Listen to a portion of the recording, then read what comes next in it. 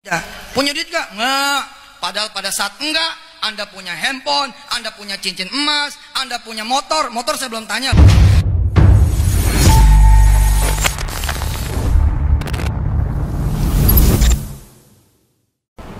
Bismillahirrahmanirrahim. Assalamualaikum warahmatullahi wabarakatuh. Kembali bersama Sarit Al-Walid. Jika Yusuf Mansur sering berkata bahwa dia tidak pernah menerima sedekah, tidak pernah menerima amplop, atau bahkan tidak pernah membawa uang sedekah, lalu apa yang terjadi dengan sebuah berita di waktu lalu, di mana Yusuf Mansur ditahan oleh Bea Cukai Batam karena membawa uang cash dalam 2 koper senilai kurang lebih 4 miliar, teman-teman. Ada apa dengan itu gitu? Lalu kalau misalkan Yusuf Mansur mengatakan bahwa tidak pernah menerima amplop, ya mungkin bukan dia yang menerima. Bisa jadi panitia, bisa jadi asistennya atau siapapun itu. Yang jelas bagi saya tidak yakin kalau Yusuf Mansur ini ketika diberikan uang dalam bentuk itu amplop karena ceramah atau apapun itu, saya sangat meragukan ketika Yusuf Mansur mau menolak itu, karena dari video-video yang terlihat Yusuf Mansur sangat antusias sekali ketika kemudian mengajak orang naik ke mimbar, naik ke podium untuk kemudian setengah atau memaksa secara tidak langsung orang itu untuk bisa bersedekah, teman-teman. Pertanyaannya sampai sekarang hari ini dari saya adalah kemana duit sedekah yang dialirkan oleh Yusuf Mansur ini? Ya, punya duit gak? Nggak. Padahal pada saat enggak, Anda punya handphone, Anda punya cincin emas, Anda punya motor. Motor saya belum tanya loh. Ada motor nggak? Ada. Nah, Masya Allah, ini nungguin sedekah yang ini dulu ya, rezekinya dia. Bu, tuh motor kalau dijual berapa? 5. Selesai sudah. Motor dia kalau dijual 5 juta, tambah lagi emasnya, tambah lagi Samsungnya, tambah lagi TV-nya, lebih dari 6 juta. Ibu berdua berangkat bersama suami. Amin. Jangan amin, hari ini sedekah. Kita belum berbicara tentang investasi-investasi yang mangkrak. Kita belum berbicara orang-orang yang kemudian muncul di luar dari investasi dan sedekah ini, yang kemudian mengatakan bahwa mereka rugi karena ceramah Yusuf Mansur, rugi karena mengikuti ajaran Yusuf Mansur. Ada Bapak Fatur, ada kemudian Ibu Lestari, dan yang lain sebagainya, yang banyak diwawancarai oleh Pak Darso secara terpisah, yang mana mereka ini merasa dirugikan secara finansial, teman-teman. Baik, menyambung perkataan saya tadi, dan juga pernyataan saya beberapa waktu lalu yang mengatakan bahwa Yusuf Mansur itu di sebuah acara Hotman Paris itu kebingungan menjawab ketika ditanya sumber kekayaan awal.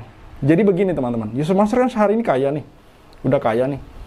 Dan rata-rata bisnis yang dijalankan Yusuf Mansur itu bukan bisnis yang dia bangun dari nol atau dia rintis dari dia miskin. Bisnis-bisnis yang dijalankan oleh Yusuf Mansur hari ini termasuk warung Stick and Stick, itu adalah dia sebagai investor, teman-teman.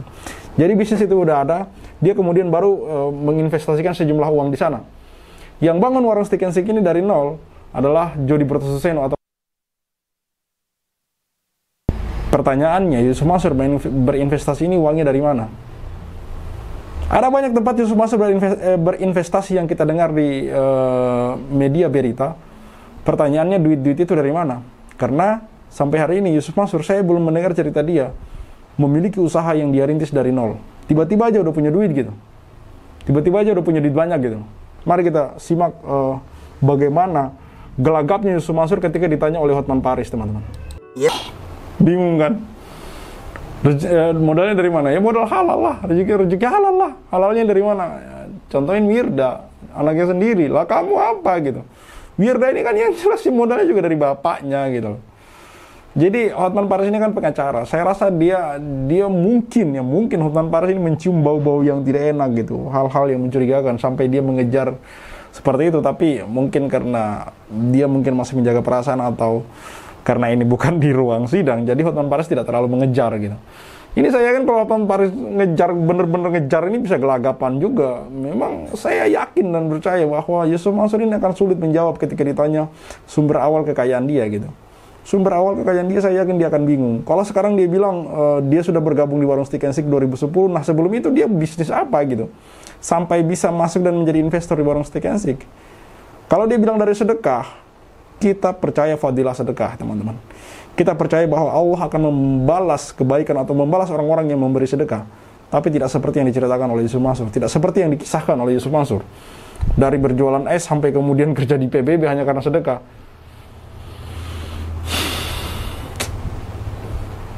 Menurut saya ini hal yang halu, teman-teman.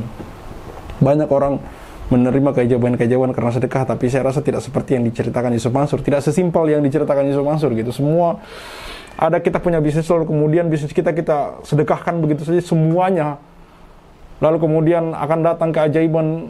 Ini kayak cerita-cerita dongeng gitu, cerita-cerita dongeng gitu. Jadi saya rasa ada kemudian banyak orang yang mengikuti ajaran Yusuf Mansur yang kemudian bangkrut, jadi minus sampai hari ini. Kami mewawancarai seseorang bernama Ibu Rita, yang tadinya seorang pegawai gitu, pegawai level atas, teman-teman, sampai kemudian akhirnya dipecat, mundur, lalu kemudian sekarang bekerja serabutan, diceraikan oleh suaminya, rumah tangganya berantakan gitu, hanya karena mengikuti ajaran Yusuf Mansur ini. Belum lagi yang lain gitu, korban-korban tipu-tipu yang lain gitu. Ada kemudian Ibu Ili Siti Rahma dan kemudian 250 orang kurang lebih korban investasi batubara. Belum karyawan Paitren, belum kita berbicara mitra-mitra Paitren, belum kita berbicara para investor Hotel City, seperti yang saya tampilkan pada video kemarin. Bagaimana Pak Soeharto sampai menangis, mengharap haknya untuk kembali ke tangannya, teman-teman. Ada Ibu Tugi, dia ini mitra titanium untuk Paitren. Kemudian ada karyawan Paitren yang belum digaji sampai hari ini. Tabung Tanah, Umroh Merdeka, Moya Fidi. Ini semua kemana, teman-teman? Belum lagi perumahan Kaisa Al Mansur, yang sampai hari ini ratusan orang belum memiliki rumahnya, padahal mereka sudah membayarkan sejumlah DP dari puluhan sampai ratusan juta. Yang mana perumahan Kaisa Al Mansur ini juga diduga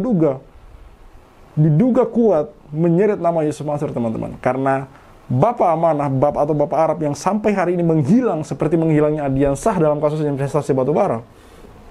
Itu banyak tertangkap foto atau video bersama Yusuf Mansur. Bahkan kemudian ada beberapa hal yang mencurigakan, karena ketika para korban perumahan Kaisa Al Mansur ini hendak melaporkan kasusnya ke Kopi Joni Hotman Paris, tiba-tiba Yusuf Mansur muncul dan mendiamkan mereka gitu, membuat mereka berhenti untuk mengadukan kasus ini ke Kopi Joni. Ada apa ini? Apakah memang Yusuf Mansur otak di balik semua ini? Nanti hanya waktu yang akan menjawab gitu. Hanya bukti-bukti yang kemudian akan membuktikan bahwa memang ada Yusuf Mansur di dalam sebagai dalang dari semua kasus-kasus yang ada sampai hari ini gitu. Berbicara investasi, berbicara sedekah, berbicara kemudian orang-orang yang dibohongi. Apakah Yusuf Mansur ini masih layak dipanggil Ustadz? Bagi saya pribadi, orang ini sudah sangat tidak layak untuk dipanggil Ustadz gitu. Saya Altal Walid, see you on the next videos. Sekali lagi. Selamat ulang tahun buat warung steak yang ke-16. Ayo, 1, 2, 3. Selamat ulang tahun warung steak yang ke-16. Dengan ini menyatakan sikap sebagai berikut. 1. Kami minta Jamaan Nur Khotib Mansur alias Yusuf Mansur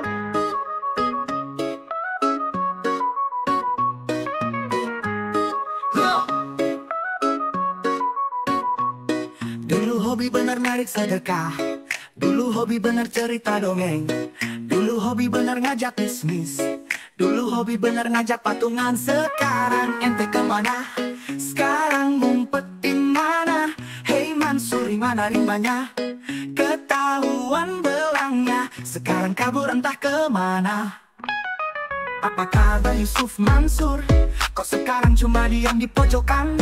Katanya mau beli YouTube, katanya mau beli Real Madrid, katanya mau beli pesawat, nyatanya yang dibeli warung steak. Hahaha, ngajak orang masuk Paitren, ngajak orang bisnis batubara, ngajak orang patungan usaha, ngajak orang ikut tabung tanah, semua dada umat merugi.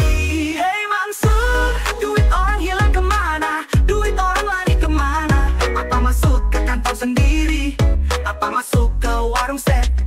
Hey Mansur, balikin duit orang dong, jangan besar mulut doang. Bisanya janji doang, nyatanya cuma dongeng. Bisnis batubara gagal, Paitren juga gagal, Moya Fidi juga gagal, Hotel City juga gagal. Yang sukses warung warung steak doang. Perjuangan siapa? Apakah perjuangan dia mencari pundi-pundi uang? Tetap berjuang Pak Ustadz, biar tambah kaya. Apa kabar Yusuf Mansur? Kau sekarang cuma diam di pojokan. Katanya mau beli YouTube, katanya mau beli Real Madrid, katanya mau beli pesawat, nyatanya yang dibeli warung steak. Ngajak orang masuk Titan, ngajak orang bisnis batu bara, ngajak orang patungan usaha, ngajak orang ikut tabung tanah. Semua gagal, umat merugi. Hey Mansur, duit orang hilang kemana? Duit orang lari kemana? Apa masuk ke kantor sendiri? Apa masuk ke warung steak? Hey Mansur, balikin duit orang dong, jangan besar mulut doang. Bisanya janji doang, nyatanya cuma dongeng. Bisnis batu bara gagal, Titan juga gagal, Moya VD juga gagal, Honda City juga gagal. Yang sukses warung steak doang. Dulu hobi bener narik sedekah, dulu hobi bener cerita dongeng, dulu hobi bener ngajak bisnis, dulu hobi bener ngajak patungan. Sekarang ente kemana? Sekarang ngumpet di mana? Hey Mansur, mana rupanya ketahuan belanga. Sekarang kabur entah kemana. Bisnis batu bara gagal, Titan juga gagal, Moya VD juga gagal, Honda City juga gagal. Yang sukses warung steak doang.